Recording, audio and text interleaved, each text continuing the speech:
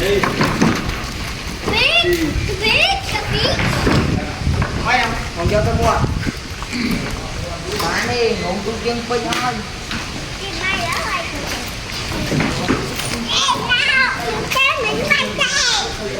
mua ấy vô tung nè Hả? mua kìa Nó mới sớm có luôn. Nó tỏ xu. lâu Ở phải.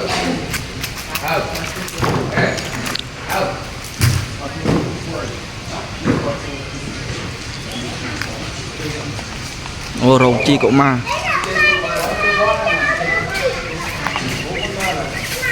mây xà lan mà này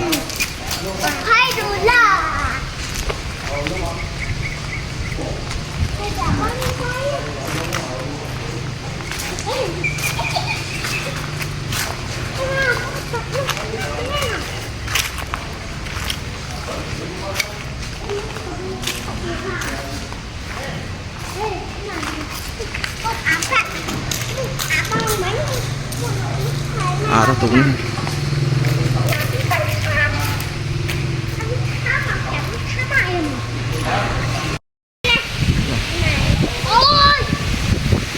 rồng chi cậu ma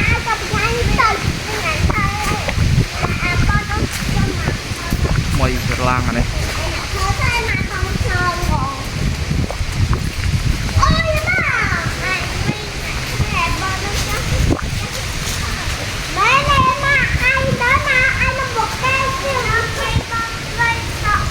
nát on rạ chiết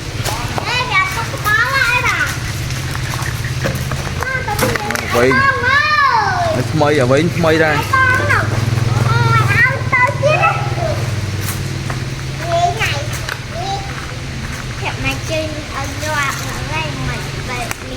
នេះខ្នាតអន្តរជាតិថ្លៃថ្មី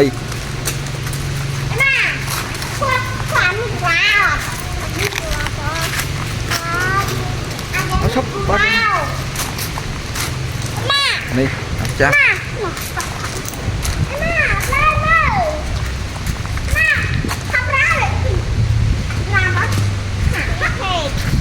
ថ្មី con làng nấu ơi à đó là